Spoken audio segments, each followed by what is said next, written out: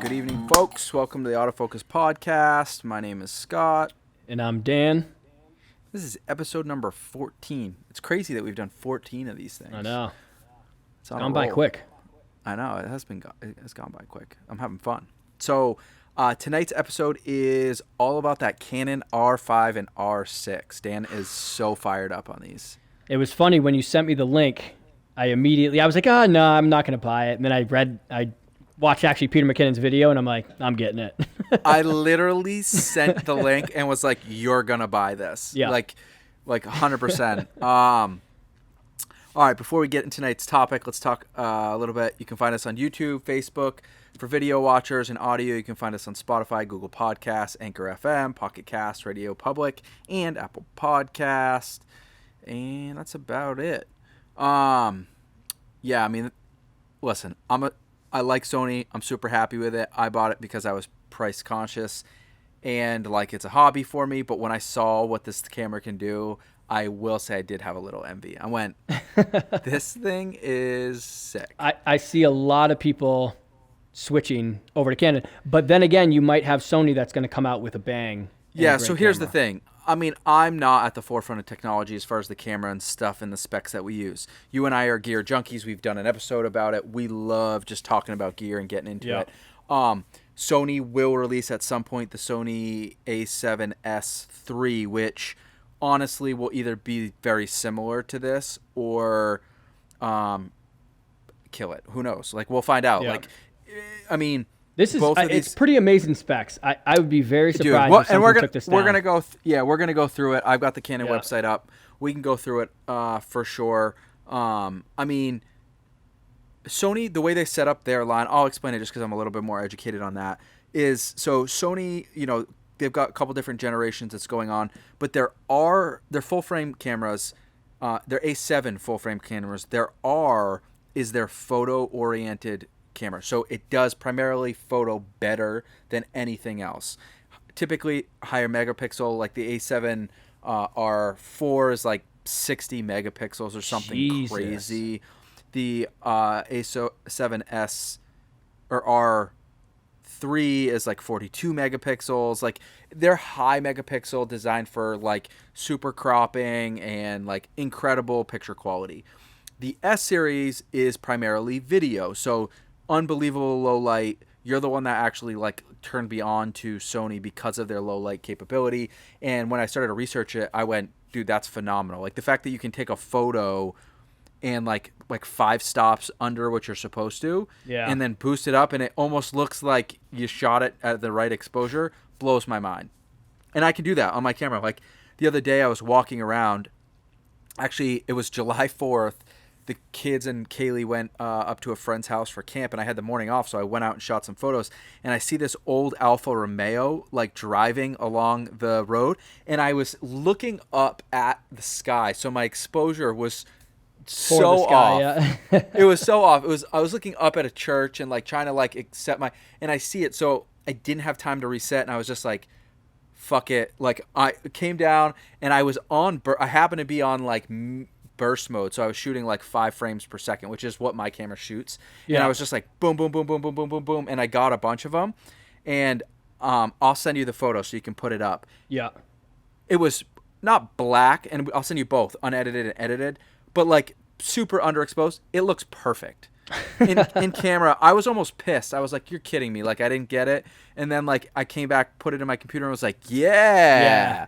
Like, just made it all happen. So their low light is pretty incredible. And I'm sure the Canon that you've got it's good. Sony definitely has the best, but I would say, almost how you just said, Sony has. I didn't know that about the R and the S series with Sony. But this camera seems to be both of it combined. Yeah. Right. So here's the thing. So the regular Sony, so the non-R and the non-S denomination, which is what I have the A7 II, which there's an A7 III, does everything. It does photo really well, and it does video really well. It doesn't do it as good as the R and as good as the S, but it does it really well. Like, gotcha. The A7 III can shoot 4K. It shoots 120 frames per second, like 1080, like all the stuff. So I'm excited to see what the Sony a7 IV will be. Yeah. That's going to be kind of the I don't know if that'll be I think that'll be a comparable R6 camera, maybe. Maybe I'm wrong, but and then the R5 will probably be taken on by the A7R or A7S series, whatever. But all right, let's look at the features. So this is a full frame camera, just like your camera is. The new camera shoots 12 frames per second with a mechanical shutter, and it shoots 20 frames per second with the silent shutter. Now, let me tell you before we because this is the part that I love. This is why I'm switching to the camera. Is that reason alone right there? Because if my EOS R did, it has like 5 frames a second. So because I shoot wildlife, so I need that burst. I can shoot as 5 too. Right. So I need that burst, and then when you take off the when you go on silent mode, it goes down to like 3 or something like that. So mine goes up. I think mine goes up to 6 frames per second when I take it off. But yeah, when you this is huge. It's friggin' huge. Dude, 12 is crazy. 20, dude, 20 a second. Yeah, my 7D Mark II was 12. 20 a second. Yeah, that's like the 1DX. That's almost movie. Like movies are shot at 24 frames per second. Yeah. Like it's crazy. So that's unbelievable. It's also going to have the ability to shoot 8K raw video. And people don't know how crazy that is. So I mean, I'm sure you'll be able to shoot 15 minutes, then you'll overload, right. But it'll overheat. It's insane but to do that in then, camera. To shoot 8K, I mean, so my camera only shoots 1080. We record these episodes in 1080. Yeah. We've had this conversation. You shoot 50% of your stuff in 1080, right? Yeah. Yeah. Because the file size is like way less. Yeah. 4K is like 4 times the file size. Yeah. Now you can crop in, right? And you don't lose, especially if you're publishing the video at 1080, you lose no resolution. Yeah. And your 1080 is crispier if you shoot it at 4K and downsample it. But right, which that's what I usually do. To be able to shoot 8K raw, your depth of not your depth of field, your what's it called? The color range. Cinema cameras have a better color range. What's it called? Oh, your dynamic range. Dynamic range. There we go. Yeah. Your dynamic range out of an 8K raw file will be mind-blowing. Oh, that is silly. Cinema shit in a fucking mirrorless camera. Like, that's how psyched we're on it. Yeah. It's crazy. Now, it can also shoot 120 frames per second. Now, I'm going to look it up. So you tell what... So it does 120 frames a bit, second in 4K. Right. So tell the people... The EOS R that we just had, Tell people what you use 120 frames per second. So yeah, 120 frames is for slow motion. You can really, I mean, there's 300 like you can go up and up and up, and the cameras just get more expensive. But essentially, it's capturing the action, so you have the ability to slow it down, and the frames aren't jumping. Like if you shot 24 frames and tried to slow it down, right? So you take 120 frames per second and you put it in a 24 frame time line, and it looks like really silky smooth slow motion. So they have that at 120 at 4K. Guess what their 120 was in the EOS R that I have right now? It's got to be 720 because you're complaining 720. About it. Yeah, that's who terrible. uses 720 for anything these days? No one. So you go from 720 at 120 frames a second now to 4K at 120 frames a second. It's insane. Yeah, that's insane. So Sony, the S series, they're still on the Sony S7 II. That's like the newest video version of the Sony product. That shoots 120 frames per second at 1080. Yeah. So that's a camera that's 5 years old, and it shoots, or 4 years old. It shoots better slow-mo video than your brand new Canon which EOS is crazy. It's right. The EOS R would have been a perfect camera if it had 120 frames at 1080. It would have been, I would have loved it. Like, you know what I mean? It would have been perfect for me. But the fact that now you have 120 at 4K and the burst shutter for photos, this is literally the ultimate camera. Yeah, that's crazy. Best camera. That is a lot. So the Sony A7 III will shoot 120 frames per second at 4K when it comes out. Like, that's a leaked. Oh wow. Yeah. I mean, I don't know how credible some of these websites are, but they look. I'm sure they will. I'm sure they will come out. Yeah. Yeah, that's pretty crazy, and it'll all be 10-bit, which is pretty high file size. That's it's huge. That's great. You can do a lot of color correction with that. It will also be able to shoot 240 frames per second at 1080. Wow. That's legit. That's legit. That's sick. Yeah. Yeah, that's pretty That's dope. what that's what Pat's SF5 does. But that's straight It's video, Sony. like not a mirrorless Right, camera. right. That's just his video. Yeah. Yeah, that's just a video camera. And even the regular Sony A7 III shoots 1080, 120 frames per second, and that's the middle camera that does good both photo and video.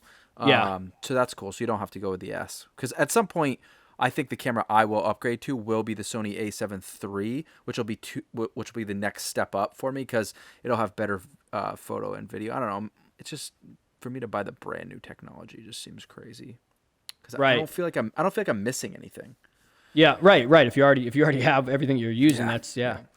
But the other good thing too is they put two SD cards, which when there was one SD card in the beginning, people went crazy. Like, why is there only one SD card slot? But you really don't, like, you never use two unless you're at like a wedding or something. Yeah, it's like a backup thing. Yeah. I don't have two. The A7 III does have two. I think that's just kind of like they just put it in there because people wanted it. Yeah, so one's a CFast card and then the other one's a SD slot. You do get your dual pixel autofocus, which Canon autofocus is pretty dope, but Sony's is pretty good too. It's just their proprietary stuff. But what I do think is a game changer that you don't have is in-body image stabilization, which I do have.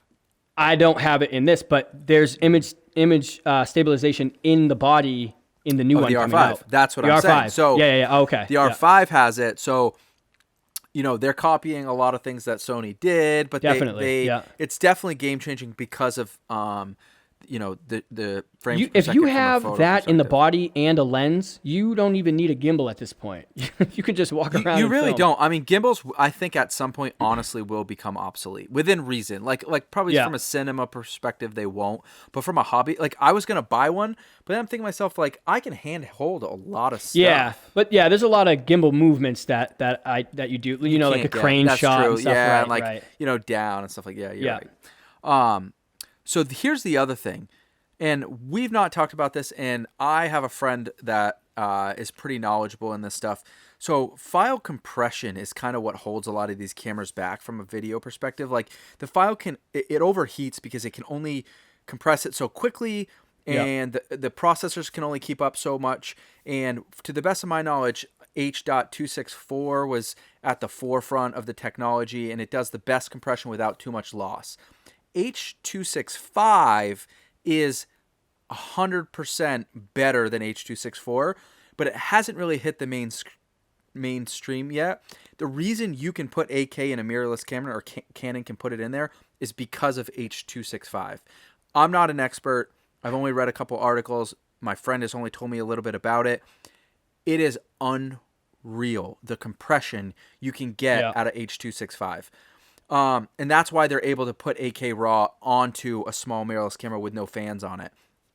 I tried to, when we were first starting this, my friend recommended using H.265 to send you the files instead of having us to manually transfer SD cards. He was just like, just format it in H.265. He'll be able to unformat it. There's almost no loss of I went to do it, dude, and my computer froze. It couldn't handle. I'm not kidding. It couldn't handle doing the compression to H.265, and it's a 2-year-old Mac or a 3-year-old Mac. Like it runs Premiere fine. It runs Photoshop, Illustrator. I have all of them open. We're recording episodes right now. I have no problems whatsoever. So the fact that it couldn't do that is crazy. That Canon can get all that into a small body that won't overheat. My Mac literally, dude, I hit the convert button and I couldn't even cancel it because I couldn't get my mouse over to the button to stop it. And it's not like a low level Mac; it's like a mid tier Mac or whatever. Yeah. So that's insane. I was thinking about that the other day. I was like, they should invent a battery grip that like, how back in the day you'd have the water cooling in the computers. Right. They should somehow invent like a battery grip that cools. Right. That kind of cools the camera down. Yeah. Yeah. I was thinking about that the other day, but the problem I think they have with it is they need to make it watertight. And that there's probably a balance between making something like weather sealed and cooling, right? So it's very hard, especially with. I mean, you're shooting 8K RAW. That's what's going to do it. If you're shooting 4K, and you're not going to have the overheating problem, I don't think. But if you're shooting Not 8K anymore, you RAW won't. the whole time, Yeah. your thing is at max speed. It's, you know what I mean? It's really working, so it's going to Right. get hot. Yeah, I agree. Cool. And so and the R5, so let's talk a little bit about the R6, because the R6 basically has all of those features, Yeah. right? It's just missing some of the more professional features, like the screen on the top. And Yep, it's the what same thing else? they did with the EOS R and then the EOS RP. RP. Yeah, it's the same kind of thing. Yeah. Like if it was me, because I don't do it for work, I would probably go with the EOS R6 because like you're saving like $1,000. Right. Yep. But you're getting like all the same features. Let me look here. So I feel like they just really listen to their customers with this camera. You know, it's yeah, they really did. So Yeah. you are getting a lower megapixel, 20 megapixel sensor. Yeah, what is it? 45, I think. The in other the one's R? 40. Right, it's in the 40s. R5. Yeah. But you're still getting the same 12 frames per second and 20 frames per second from a photo perspective. Nice. You're still getting the 100. Yeah, you're still getting 120 frames per second at 4K. You're still getting IBIS, dual slots, multi Wi-Fi. Yeah, so you know, So from they my just think the top perspective, screen is worth $1,000. I mean, I'm sure there are some other things. Maybe Yeah. maybe the focusing is a little bit different. I mean, the sensor size is a big deal. I mean, you're talking maybe the way it processes all that stuff is a lot different. I mean, until somebody gets their hands on it and really puts it to the test, I guess you won't know. But yeah, I mean the R6. I mean the R6 is $24.99. No, so here's the thing, and this comes. It's the R6 is $2,500. Right? Yep, $2,500. Let's see what the R5 is. R5. I'm willing to pay this price. You like just hand over your credit card now. Yeah. Buy now. I think it's like 3,800. 3,800. Hold on, my it's loading. It's loading. All right, what do we got? $3,900. Right, so it's almost for $4,000. Body. No lens. It's just a body. Yeah. Dude, my whole kit doesn't cost that. Right. But this, I really think that this is truly going to be like, you know, the next best camera. It has everything for photos and video. It has everything. I mean, I don't disagree with you, man, but that's insane. I'm psyched on the 20 frames. I can't wait. Have you talked to anybody else about it? Like in our like No. Like, have you talked to Pat about it at all? I should talk to Pat. We haven't talked in a couple of days, but I should talk to him about it because he's definitely he'd be into it. He was actually going to switch to the R, to the one I have. He was going to move to that. So now I'm sure he'll get this. Yeah. Oh, that's cool. So he's going to go from Sony to Canon. He was going to switch. He was going to switch to the Black Magic cinema line. Cinema camera, because he does just video pretty much, right? Well, that camera just does video, but he does do some photos sometimes. So. He does. Yeah, but shoot, I might sell him my EOS R. There you go. and then I'll there upgrade you go. See, we were just talking about that. So Sony also does have the A7 IV. I don't know if you've ever heard it. Have you heard of that? So that's a pretty legit camera. I mean, it's like, isn't that one like $3,000 or $3,200 or something? It's more than that. Is it really? Wow. Take a guess. What do you think? $4,000? Keep going. No way. It's $4,500. It's $4,500. $4,500. Yeah. Wow. Yep. Now it's an action camera, so it's not a video camera, but that shoots 20 frames per second. Just so you know. Yeah. Sony's not the first one to just put it in a full frame camera and the whole 9 yards with mirrorless. Oh, you mean Canon? No, I mean Sony they've had that for a while. But right. That's what I meant. Yeah, Canon's not the first ones to do it. Sony did it first. Their autofocus on the A9, dude, is mind blowing, and I'm sure the Canon will be very similar. It has to be in order to get 20 frames per second. Like, I'm gonna be jealous when you get that camera. I'm gonna be like, damn, my camera seems ancient now.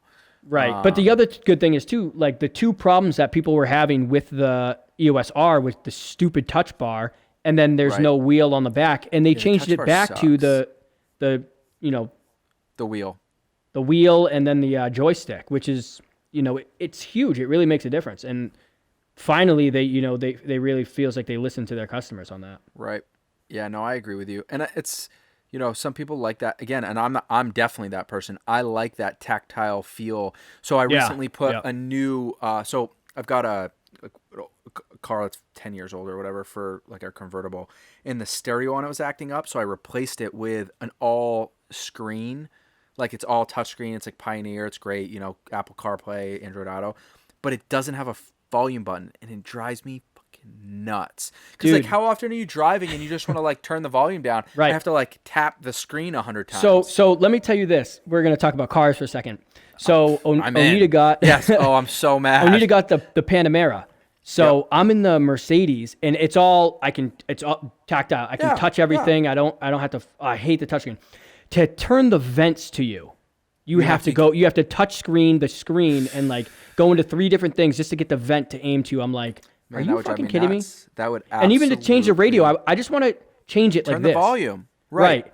And you have to go in and touch it, and it's so annoying. Yeah, that drives me absolutely nuts. I hate that. Yeah. It's my biggest the radio's great. I'll give you that. The radio's great. It was not expensive. It was like $300. Yeah. That is the one thing I absolutely hate about it. And I knew that going into it. I actually had the conversation with our buddy Peter, and I was just like, he was like, "You're gonna hate it," and I was like, "I know, but there's not a ton of aftermarket products that have it. Like Sony still actually, have it, believe it or not, has it, but their interface isn't as good as the Pioneer product. But it's all good. Before we leave, I want to talk a little bit about. There's a ton of other video cameras out there that do like that Blackmagic cinema camera. Oh yeah, they're pushing it to the edge too. Can't that shoot 8K? I would imagine. I think it can shoot. I don't know if it can shoot at 8K. It can shoot raw. Raw video. But you can't do it internally. I think you need to have an external recorder, like an Atomos or something. Right. Yeah. And that's a lot of that comes down to cooling, right? So you're not right. The camera can't handle. Well, those cameras, it doesn't have an 8K sensor, but yeah, it can't handle processing that internally. Right. And dude, remember when 4K you had to go get a red camera, or you had to get an and they were like $40,000, and we were like, dude, that's for a cheap red. I know. That's so like the silly. sensor only, and it's like, yeah. And don't get me wrong, they're still way better than like what you get out of a mirrorless camera. But so reds, what I've heard is they're switching up all their cameras. They're making it all so it's going to be just universal. So you can upgrade parts, sensors, like right. Instead they're going to have one body, and you can just upgrade stuff from inside of it. Yeah, which is a good move, I think, on them. It is a good move. The other thing I'll bring up too is like Sony, their crop sensor products. Like, and you've had one. You were actually the one borrowed that the A6000 series. Yeah, those are actually probably better video cameras than some full frame cameras. Like the A6500. The A65, dude, yeah, dude. Their autofocus in that thing. The package is this big, and it shoots. That shoots 4K. I don't know if it does 120 frames per second, but the only thing with Sony's or with those mirrorless is it's just too small for me. It's tough. I just can't do it. Yeah. My battery grip's on there, and I didn't go. See, here's the thing: when I'm doing photo, I like not having the battery grip because it's way easier. I carry it around and just like hand hold the lens. But when I'm doing video, I do prefer to have the grip. Puts more weight on it too. Right, it just feels more solid and more stable. Yeah. But cool. All right, nice. Anything you want to add about the Canon? No, hopefully I'll get it soon. No, I really want to get it though.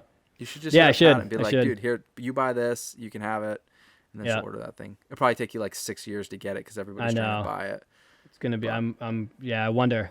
People are gonna go crazy for it. Yeah. So. It's all good. Great. A great episode. Thank you, everyone. Again, please comment, like, subscribe, the whole 9 yards. YouTube, Facebook, I don't know, Apple Podcast, Google Podcast. Do it all. Give us the love. Show us the love, people. Cool. All right. I'm Scott. This is the Autofocus Podcast. And I'm Dan, and we're out. See ya later.